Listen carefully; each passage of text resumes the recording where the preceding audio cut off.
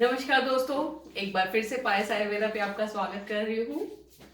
हम लोग बात कर रहे थे आयुर्वेद प्रोफेसी, एक वर्ड है जिसमें हम कंबाइन करते हैं सारी वैदिक साइंसेस सो दैट हम ये पता लगा सकें कि हमें प्रिवेंटिव मेजर्स कहाँ पे लेनी है, हमें क्या प्रॉब्लम हो सकती है लाइफ में। उस हिसाब से हम लोग अपना लाइफस्टाइल और अपने सारी चेंजेस करें। मतलब जरूरी नहीं है कि हमें बहुत प्रॉब्लम आए और उस टाइम ही हम इसको देखें। हम लोग वैसे भी हेल्दी रहने के लिए भी हम लोग इस चीज को फॉलो कर सकते हैं। तो पहले मैंने लिया था कि कहाँ से शुरू होती है हमारी लाइफ, कैसे हमारे बर्थ चार्ट बनता है, कैसे हम लोग नामकरण करते हैं, नाम से हमें कैसे पता चलता है, आपकी डेट ऑफ बर्थ से हमें कैसे पता चलता है कि कौन सी प्रॉब्लम्स आपको हो सकती हैं, प्रोबेबिलिटी क्या बनती है आपके डेट ऑफ बर्थ और जो हमारा ड्राइविंग नंबर एक बनता है उसके हिसाब से। वो मैंने पिछले वीडियोस में दिया था। अब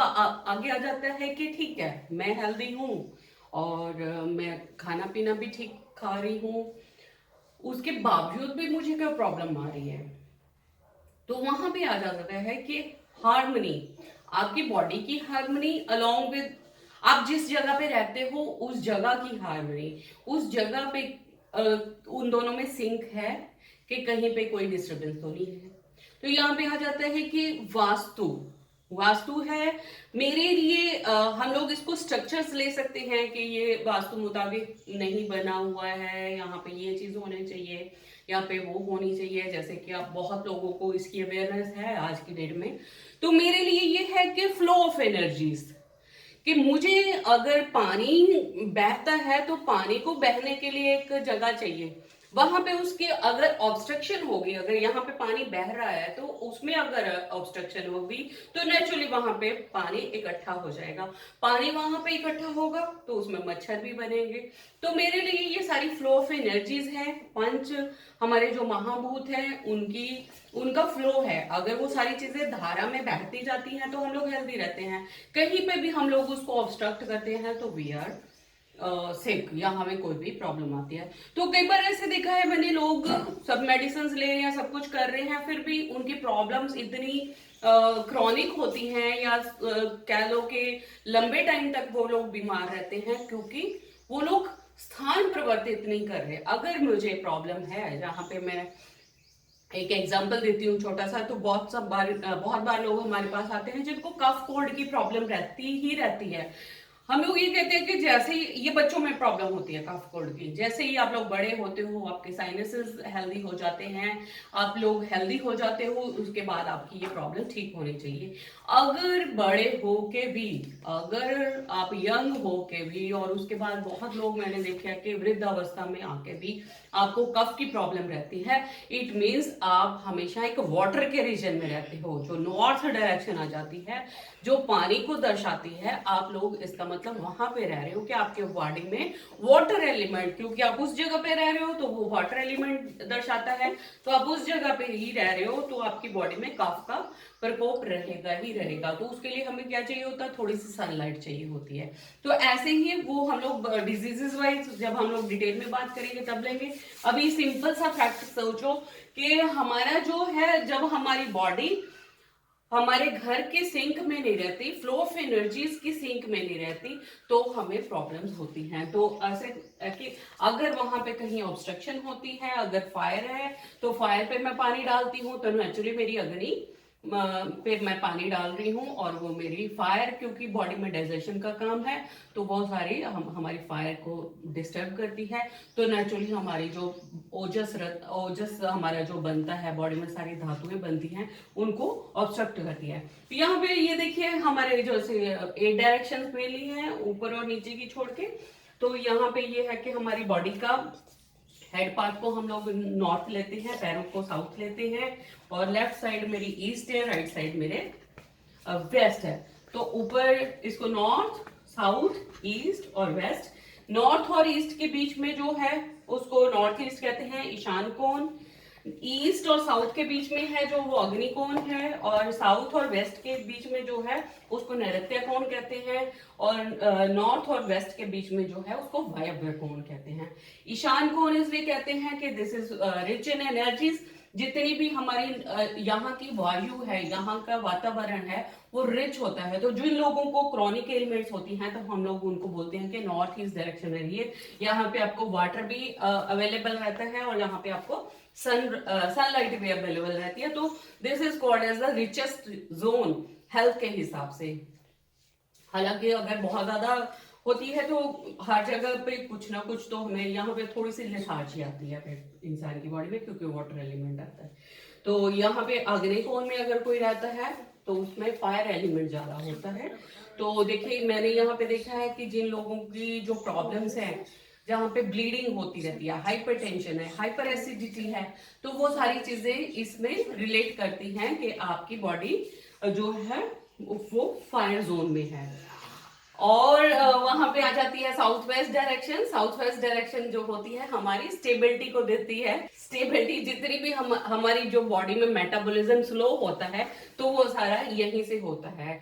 तो ये अगर यहाँ पे हम लोग ज्यादा टाइम व्यतीत करते हैं अपना। वायव्य होता है जहाँ पे हमारा एयर एलिमेंट ज्यादा होता है। तो यहाँ पे हमने देखा है कि जितनी भी hyper activity of the brain, nerves की कोई दिक्कत होती है, लंग्स की श्रिंकिंग हो जाती है, या कोई ऐसी डिजीज है यहाँ पे वात का प्रकोप है, तो वो हमारा नॉर्थ वेस्ट का जोन आ जाता है। ये हमारी बॉडी के अकॉर्डिंगली मैंने बताया है। और उसके बाद आ जाता है कि घर के हिसाब से, या हमारा जो घर का वास्तु होता है उसको भी इस हिसाब से, या इसको हम लोग बोलते हैं कि वास्तु पुरुष की, ये हमारी बॉडी का हो गया, और ये वास्तु पुरुष जो हमारा घर जहाँ पे हम लोग रहते हैं उसको भी एक तरीके से एक मैं जैसे कि हमेशा बोलती हूँ कि हमें एक डिसिप्लिन का पालन करना होता है। तो एक पैरामीटर हम लोग लेके चलते हैं कि this is the healthiest thing, और इससे कंपैरिजन जब हम लोग करते हैं तो हमें दोषों का पता चलता है। तो यहाँ पे ये है कि इसमें यहाँ पे नॉर्थ ईस्ट को फिर हेल्दी डायरेक्शन माना गया है। इसको रिप्रेजेंट करते हैं, नॉर्थ ईस्ट को रिप्रेजेंट करते हैं हम लोग हेड, और उसके बाद साउथ वेस्ट आपके पैरों की तरफ, और बीच का स्थान ब्रह्म स्थान हो जाता है। ऐसे ही बाकी सारी, ये साउथ ईस्ट रीजन हो गया, ये आ गया साउथ साउथ ईस्ट, ये south west, south south west. इस हिसाब से हमारी जो डायरेक्शंस हम लोगों ने आप देखो उसमें हमें डिस्ट्रीब्यूट करी हुई हैं कि हाँ जी आप यहाँ पे रहते हैं तो आपकी बॉडी में ये है, और यहाँ पे रहते हो आपकी बॉडी में ये चीजें डोमिनेंट होती हैं। तो ब्रह्म स्थान बैली से रिलेट करते हैं। यहाँ पे मैं छोटी सी स्ट्रक्चर आपको दिखाती हूँ जो है कि ये देखिए, ये हमारा हेड रिप्रेजेंट करता है नॉर्थ को।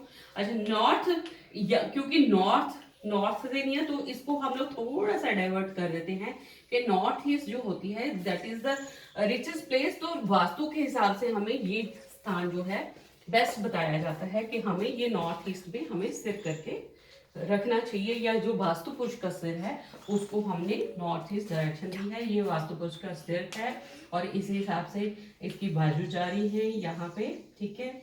ऐसे ही इधर साउथ ईस्ट की तरफ ये हमारा जो है लेफ्ट पार्ट है, ये हमारा राइट पार्ट है, और ये हमारा बैली आ जाता है, और उसके नीचे हमारा लोअर एंड आ जाता है, यहाँ पे पैर आ जाते हैं, यहाँ पे हमारा बैली स्थान आ गया, और रिप्रोडक्टिव ऑर्गन्स आ गए। तो आप जब इसको डिटेल में लूंगी तो आपको हर रीजन के हिसाब से बताऊंगी। आप देखोगे कि मैं यहाँ पे हूँ, और जिस जगह पे मेरे जो भी आर्म आती है या लेग्स आती हैं उस हिसाब से उसके जो है अंग पैर हमने उस डायरेक्शन से दिए हुए हैं। तो यहाँ पे आप यकीन नहीं करेंगे कि मैंने यहाँ पे लोगों को जो मैं ट्रीट करती हूँ तो इतना प्रिसाइजली आपको पता चलता है कि हाँ जी आपकी बॉडी में फ्लूइड है। कहाँ से आया फ्लूइड? तो आप देखेंगे कि यहाँ पे कहीं ना कहीं उनके ब्लॉकेज होती है वाटर एलिमेंट की, या अभी एक मैं बताना चाहूंगी यहाँ पे कि जो रेमेडीज भी हम लोग वास्तु की करते हैं वो लोग क्या करवाते हैं कि आपसे कट करवा देते हैं, एक पोर्शन कट करवा दिया। तो वो कट क्या है? वो कट क्या है? आपके इस हिस्से को दूसरे हिस्से से अलग कर दिया हुआ है। तो वहां पे वो कट इंडिकेट करता है कि हमें यहाँ से इससे जो नेगेटिविटी यहाँ पे आ रही थी उसको हमने कट कर दिया है। हालांकि ये काफी हद तक आपको ठीक परिणाम भी देता है, बट जो चीज जहां पे है और वहीं पे आपने उसको कट किया है, फिर भी वो कुछ ना कुछ नेगेटिविटी जरूर देती है। तो यहाँ पे हमें देखना चाहिए कि हम लोग जब घर बनाते हैं, और वैसे भी जो अब ट्रेंड चल रहा है कि बेसमेंट है और उसके बाद फर्स्ट फ्लोर है, सेकंड फ्लोर है, हमारे जो अपार्टमेंट्स हैं वो फ्लोर वाइज बने हुए हैं, फर्स्ट है, सेकंड है, फिर स्टेप वाइज है, एक स्टेप पे ड्राइंग रूम है, एक स्टेप पे गेस्ट रूम है। तो यहाँ पे हम इसको बाकी कुछ भी छोड़ दो, आप इसको कुछ भी छोड़ दीजिए, ये वास्तु मुताबिक है, रेज है या लोअर है, उसको किसी भी तरीके से अगर छोड़ दो, तो आप वहां पे सिंपल इस चीज पे एम्फेसाइज करें कि that is disturbance of energy. एक मेरा पाँव जहां पे है, दूसरा मेरा पाँव फर्स्ट फ्लोर पे है, तो मेरी वो एनर्जी जो है वो डाइवर्ट हो रही है और वेस्ट हो रही है अननेसेसरी। तो कहीं तो मुझे एक ही जगह पे फोकस करना है, मेरा यहीं पे किचन है, मेरा यहीं पे बाथरूम है, यहीं पे मेरा बेडरूम है, यहीं पे मेरे टीवी है, तो यहीं पे मेरा डाइनिंग टेबल है, तो मुझे यहाँ से उठ के सिर्फ यहीं तक जाना है, तो मेरी एनर्जी यहाँ पे कंजर्व रहती है और वो वेस्ट नहीं होती। स्टेप चढ़ने में, उतरने में, नीचे जाने में, इधर जाने में, उधर जाने में हमारी कितनी एनर्जी वेस्ट होती है। तो मैं इस वास्तु को इस हिसाब से लेती हूँ, दैट इज द आपकी जो एनर्जी है वो पार्ट्स में बट गई हुई है।